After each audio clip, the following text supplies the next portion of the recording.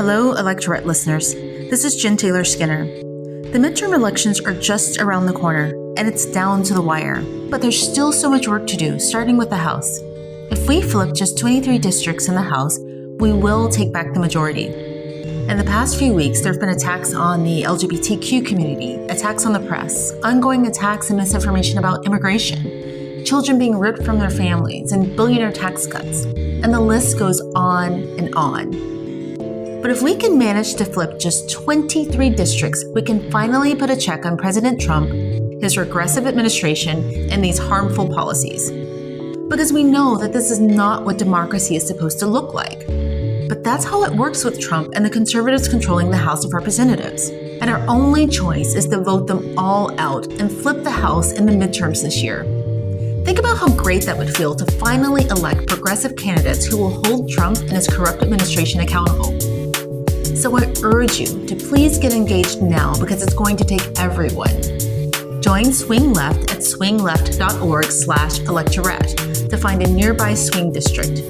This is the best chance we have to put a check on Trump. Everybody who wants to take a stand must do more than vote this year. You must volunteer. So join Swing Left to find your nearest swing district and take action now. Sign up now at swingleft.org/electorette. That's swingleft.org/electorette. I'm Jen Taylor Skinner, and this is the Electorette. On this episode is part 2 of my coverage of the Anti-Transgender Memo. Isn't that nice? A couple of weeks ago, the New York Times revealed that they discovered a leaked memo from the Trump administration. And that memo suggested that the Trump administration sought to redefine gender as an immutable condition determined by genitalia at birth. So essentially, they were seeking to define the trans community out of existence, an erasure.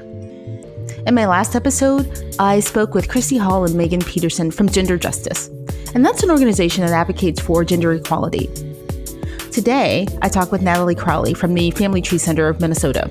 And the Family Tree Clinic, they offer reproductive and sexual health services to underserved communities, and many of their patients are from the LGBTQ community. In this episode, Nathalie and I discuss the practical implications for the trans community if these changes were to take place. Here's Nathalie explaining exactly what the memo proposes.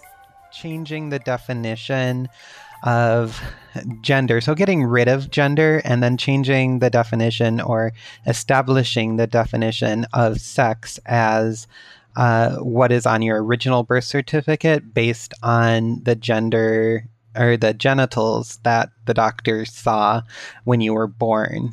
And then that if there is any discrepancy or any question about that, that genetic testing would need to happen to show what gender or what sex you are.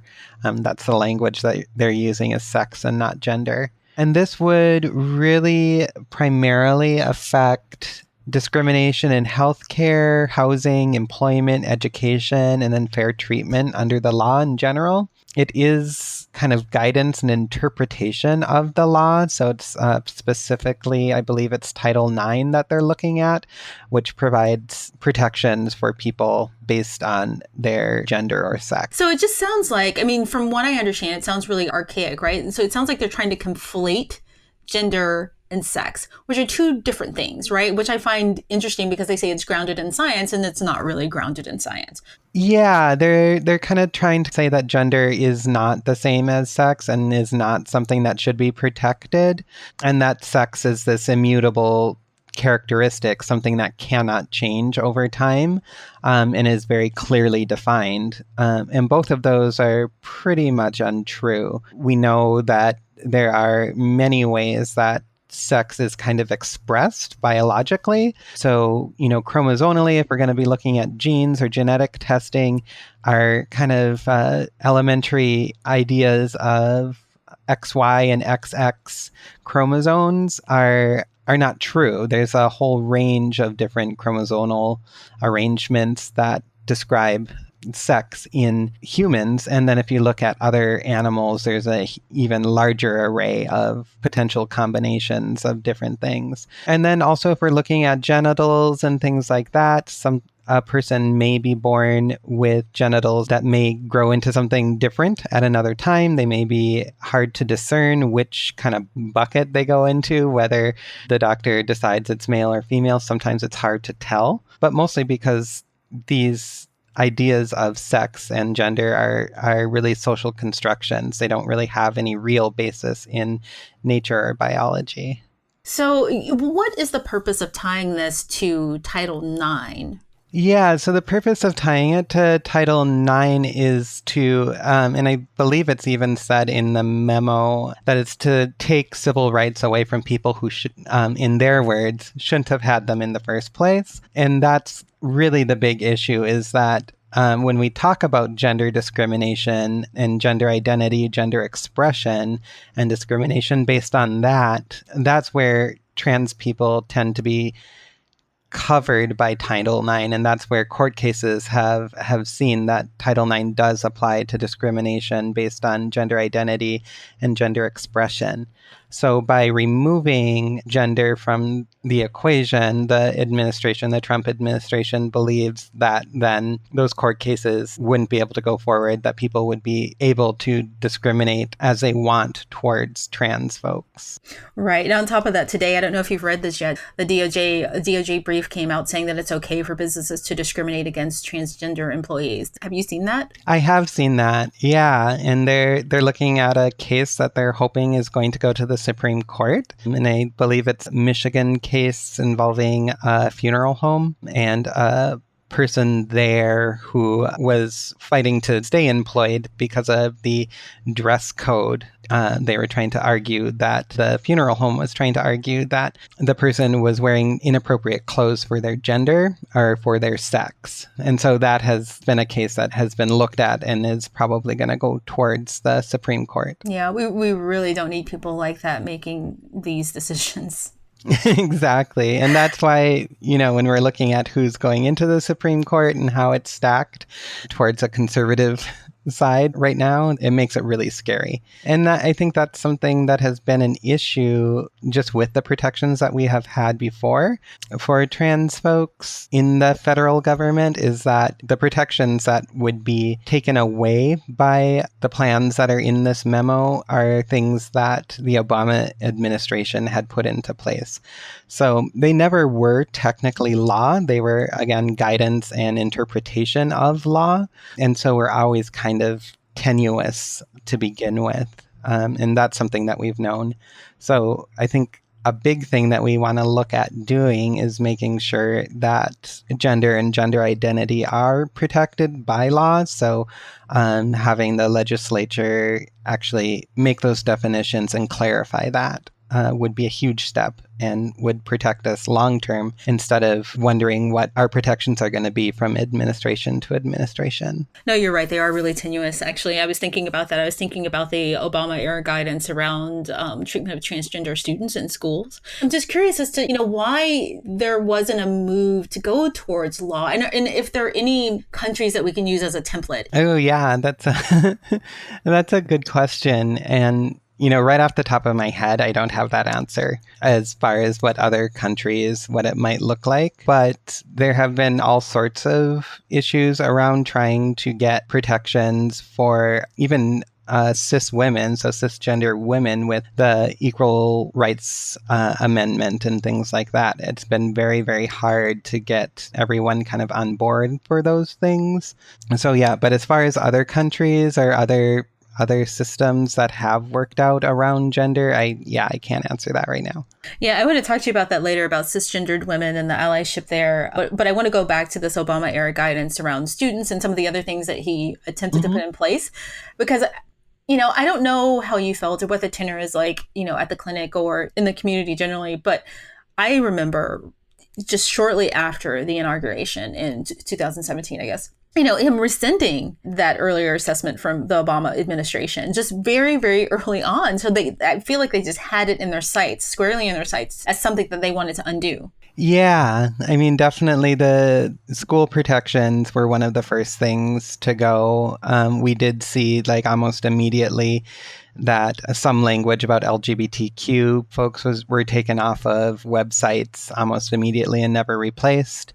And it's been a kind of long journey of these little kind of micro things, like the Department of State guidance on passports, where they replaced the word gender with sex throughout, obviously mirroring what's in this memo that we saw on Sunday. So yeah, we've known that these kind of things were coming for a while, and it has been affecting people here within the clinic and our community. You know, we have a lot of trans folks working here at the clinic, and it's putting stress on us as well. But definitely seeing our patients and our friends and all of that dealing with these larger issues in politics and how that really does affect them in their day-to-day lives, just from the stress and not knowing what's going to happen next, not knowing what rights we might lose tomorrow. And it's really scary, very scary for lots of people. You know, that one was particularly heartbreaking for me because, like I said, there are some attempts at making protections, but just generally in our society, there aren't full protections, right? But when you're in school and you have a child that's just trying to figure out who they are, that's when you need the protections the most, right? So that one was really heartbreaking for me to pull this away from schools, like that being the first act. Yeah, it is. And it's really heartless because it's also people who can't vote and who have no way of expressing, their own or enforcing their own views on the political system. It's really hard. They can talk to their parents and they can go in front of committees and things like that, but they themselves have no power to change any of this and no real power in any decision making. One of the good things is that there are states that do have actual protections in place. And Minnesota, where Family Tree Clinic is and where I live, is one of those states. And we actually have a toolkit for trans kids in schools that teaches different school districts and individual schools how to work with their trans students and make their trans students feel safe and make their schools safer for trans students. And so that's heartening, is that we do have that protection, and we have other protections within the state. We were one of the first states to actually include gender identity as a protected class. And we're really lucky in that sense that for most people in Minnesota, the day-to-day effects of anything that the Trump administration does is going to be really minimal. But there's still 29 states who do not have any protections for trans folks. So what about passports? So what changes would happen with passports? Yeah, so with passports, and again, that's a Obama administration kind of era change, made it quite easy to change your gender on your passport and with Social Security. And it was based on all you needed was a letter from a physician saying that you've undergone appropriate clinical care for a gendered transition.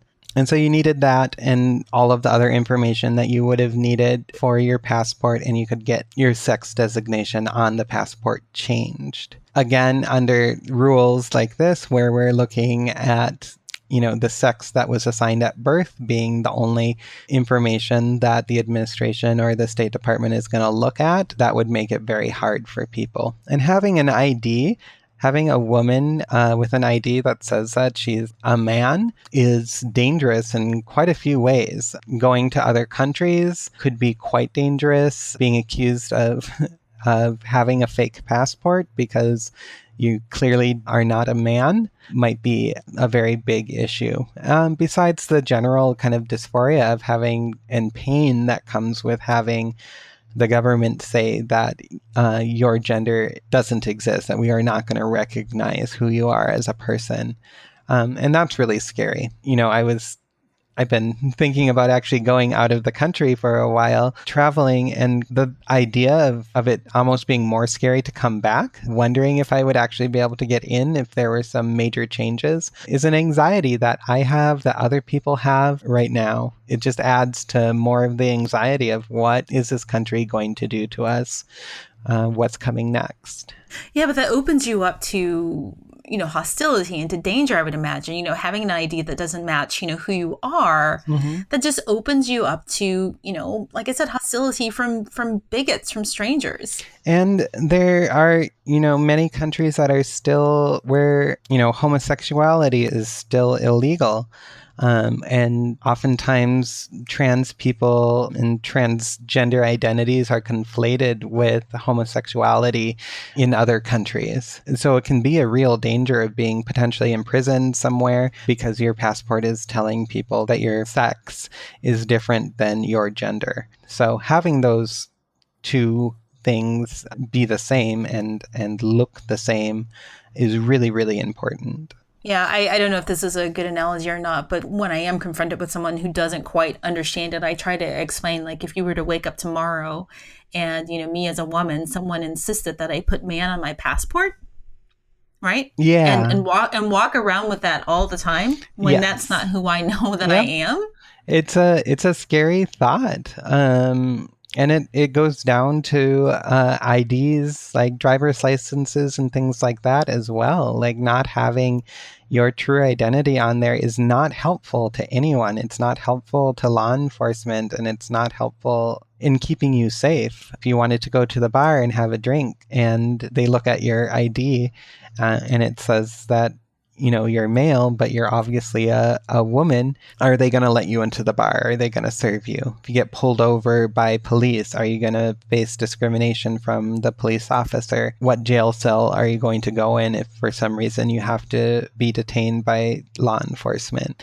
There's all sorts of things that are very scary to trans folks and are very dangerous as well. When I think about what's happening, I can't help but think about how when there have been these other big historical moments or movements, rather, like the Civil Rights Movement or, the Voting Rights Act, regardless of what public opinion is, if your government is sending the opposite message that, this discrimination is okay, that, of course, it's going to trickle down to the rest of the population. And, regarding what's happening with the trans memo, first of all, no one's asking for that, constituents at least. There isn't a big cry for constituents to change the definition of gender, right? So no one's asking for this. But, the publication of this memo, or the leaking of this memo rather, it kind of highlights this as an issue. And, and I think it encourages discrimination. And from discrimination, of course, flows hostility often. Yeah, for sure. There's been a feeling within the trans community and within the LGBTQ community that it has emboldened people to be far more discriminatory and far more violent towards trans folks and other LGBTQ folks since the election of Trump as president. Like it's something that has come up again and again, that people do feel that it's okay now because Trump says it's okay. And so adding this again to people's radar and to people in power who may have previously been, they're federally protected. So larger officials in schools and in other places of power to then say, yeah, we can actually take this to court and we might win at this point. So now I am going to discriminate against my students, or now I am going to discriminate against my employees. Those are things that I could see potentially happening. So let's go back to this allyship and cisgendered women. And, I'm actually a bit naive around this because I saw criticism the other day on social media targeted towards cisgendered feminists, those who kind of reject the idea of protections being put in place for transgender women. What is the issue there? I don't understand why they would not fully support the transgender community. Yeah, it's really confusing. It really is. And I do want to say that probably the majority of feminists that I run into don't have those views. It's a fairly small but very vocal amount of people who do call themselves feminists and don't believe that there should be protections for trans folks. A lot of the stuff that they're using as ammunition is, just myths around transgender people, especially trans feminine and trans women. The whole idea of myth of trans women being men in dresses and being predators and only doing this to get access to women is really perpetuated, and it really has no basis in reality. And there's other things that that we hear people say that trans women are, making caricatures of women. They're being overly feminine and taking us backwards because there's trans women who like to dress very femme, very kind of high femme, lipstick and heels and all of that thing. But I think that we've learned, even within the larger feminist movement, is that people get to dress and express their gender in any way that they want to, whether they're transgender or cisgender or, anywhere else. That has no bearing on the quality of person that we are. And being trans does not equate into being predators either. That just seems completely backwards. And like I said, I'm just naive to this. I have not understood what the arguments were, especially for women who call themselves feminists, who should be familiar with the restrictions that have been put around women and the way women can be in public spaces, than putting those restrictions around another group, right? It just doesn't make sense to me. Yeah. Exactly. And that's the big part of feminism is really allowing people to express themselves and be themselves without having those restrictions put on you by society. And then, like you said, then putting restrictions on other people for whatever reason it is. And some people may have trauma and things that we just, we're not seeing, but still, I think it's important not to project those things onto other people and entire classes of people as well.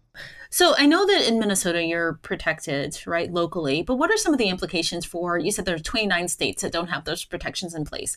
So what are the implications for, the practical everyday implications for someone? Yeah, practical everyday issues that people could run into are access to health care, having access to hormone care, access to, medically necessary surgeries. These are things that people may have right now that could go away if the plans that are kind of laid out in the memo go through. So that's a huge one, is just accessing healthcare. And in the past, and still even now, we see exclusions in insurance plans that say that they will not cover any healthcare expenses related to either surgery or just transgender care in general.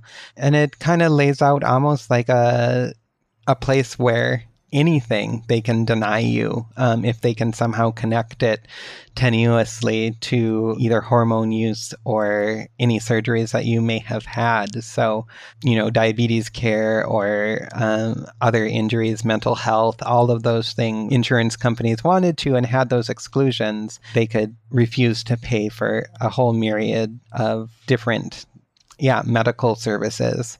Other things, definitely housing, being discriminated because of your gender identity in housing is a huge thing. Housing access, for many people in the United States is already really hard. But then throwing in that, your landlord or your bank could discriminate against you on the basis of your gender identity throws even more, or that you can be evicted from your home. So not even having that safety of being able to go home or feeling that your home is safe adds to the stress that trans people could be facing. We talked a little bit about employment, and definitely this, is really looking more at federal employees and potentially federal contractors, I believe. Yeah, a person could be terminated pretty much for being trans. One example would be that someone who had transitioned, quite a long time ago and now is a trans woman could be fired for dress code violations since their sex, as defined by the memo, would be male, and then they would be in violation of a dress code. So that's something, again, to be very, very worried about. And then also education is huge. Trans students having access to restrooms, trans students being able to present themselves in the way that they want to. So just as far as clothes that they're wearing, being called by the names that they want to be called by, and then having the correct pronouns being used so that trans girls aren't being called he and trans boys aren't being called him. Those are huge things. And then also just bullying protections, things like that. It makes it much easier for schools to get away with a lot of things if there aren't those federal protections in place. It just sounds like it's legalizing discrimination. It's just legalizing weapons for bigots, basically, or transphobic people.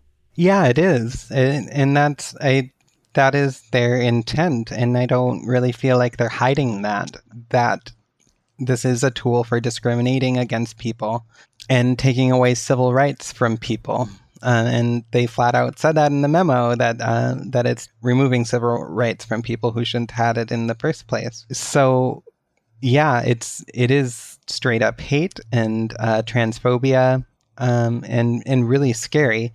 You know, we've seen this kind of thing before. People do very often bring up, you know, Nazi Germany and you know, internment of Jews, but also this is mirroring almost exactly how things started. And, you know, you can look back to like 1933 in Germany, and some of the pictures that we know of book burnings in Nazi Germany are actually from a institute that was studying sexuality and gender. And so, yeah, the giant pile of books, those books were talking about LGBTQ folks in 1933. It was this huge library of more than 40,000 or 50,000 books, 5,000 photos, things like that, being burned in front of a crowd of 40,000 people. But that's how it started. Things started in Germany as well. And it led to, you know, people that they deemed sexual deviants being also sent to concentration camps along with Jewish people and political prisoners and other ethnic minorities. So it really is scary to look at that and to look at history and see what can precipitate from acts like this, where we are allowed to discriminate against certain classes of people. Right. And you know what else? There's kind of this silent messaging so for instance, I have not seen a lot of emphasis on this in the media. You know, the stories came out and it was in the New York Times, but, you know, the focus quickly goes to something else, right? I just don't think there's been a lot of energy put into reporting this out and what the implications could mean. And I think that sends a silent message to everyone else that even on the left, even for progressives and Democrats, this is kind of a side issue. Do you know what I mean? Is that fair? Or I do think it's fair. And even talking with legislature people here, they were noticing the same thing, that these issues tend to be pushed down and not dealt with. And who knows what that has to do with, but we're not high on the radar for the left. Even here in Minnesota, where we did just elect 2 trans people of color to the Minneapolis City Council, you know, we're still not hearing a lot of this on local television or news channels. And it is scary, and it does send a message to the trans community that the left does not necessarily have our back, that we're not a priority, even though we are the ones right now who are being literally attacked, that there are literal attacks against our civil rights and our existence and our visibility. Yeah, you know, I'm sensitive to that as a woman of color. You know, people kind of throw this phrase around about identity politics and using it as a criticism, right? Like if you focus on identity politics, and any marginalized group is lumped into that. You know, if you pull all these groups together, then they're no longer the minority. Strategically, it's not very smart. Yeah, it isn't very smart at all. And I mean, whether we are going to continue supporting the, you know, Democrats and things like that, when that's really what they need is the support of everyone they have to really combat these things. And whether it is combating these protections for trans folks or for LGBTQ folks in general, for women, for people of color, like all of these are very much interrelated and are all most likely on the agenda of the Trump administration right now. Yeah, well, you know, that's another thing I was thinking about the Trump administration. I mean, I think it was probably clear from the beginning in, you know, the way that he talks about women generally, that this was not going to be something that he would get behind or protect. He wouldn't protect the LGBTQ community, although he stated it very forcefully during his campaign that he would. But, you know, the way that he talks about women, for instance, he goes on about, you know, having won the women's vote. When, you know, just on pure numbers, that's not true. He won 53 93% of white women, but in his eyes, that's women. Mm-hmm. So he doesn't think of anyone who's outside of that very narrow definition as a person. So I wouldn't imagine that he would ever really genuinely support the LGBTQ community. Yeah, there is a very kind of narrow definition of, I think, who he sees as people, and even how he talks about, different professions as like journalists and things like that is really dehumanizing as well. So yeah, it really isn't any surprise in the way that he does talk about people who don't necessarily support him, how he talks about women. Yeah, it's not a surprise at all. So what can cisgendered constituents and citizens and feminists, how can they be good allies in supporting in this fight? There's been lots of calls out for cisgender allies to support, especially leaders within the trans community, see what they need. And it's going to vary from community to community what people may need. And really listening to what those leaders need and what the community needs, and not kind of making up your mind what it is. The other part is definitely voting and looking at those issues and seeing who does support LGBTQ rights and what their kind of track record is, what they've actually talked about. Because again, we can't just trust because they're holding a flag up or they have a trans person at their side that they're actually going to follow through on those things. We need to see what their track record is, and then we can make decisions based on that. The other is definitely looking at calling representatives to try to get those policies in place and get the laws changed. But really supporting the community right now is really what we need. Definitely in most of the country, people do not have access to healthcare, to trans-affirmative healthcare, things like hormones and things like that. So really talking to those leaders, seeing what you can do for the community, what are the things that they actually need. On a bright note, if you can call it that, there was a push on social media with the "We Won't Be Erased" hashtag. And, as we've seen with other movements that have had early seeds online, like the Me Too hashtag or the Say Her Name hashtag, that is often a predictor of some early momentum for big changes in thinking. I guess my feeling behind it is that we can't be, that no matter what the government does, like, we are going to remain here. We are far too strong. We're far too resilient to let this happen. And so we will make sure that we are not erased. Well, Nathalie Crowley, thank you so much for joining me. I've thoroughly enjoyed our conversation. Yes, thank you for having me on too. It was really great. Thank you for listening. If you enjoyed this episode and you enjoy the podcast, the best thing you can do for a podcast is to subscribe. It's free and it's enormously valuable. Whatever platform you're on, if it's iTunes, Stitcher, Google Play, hit the subscribe button. Thank you again for listening, and keep up the good fight.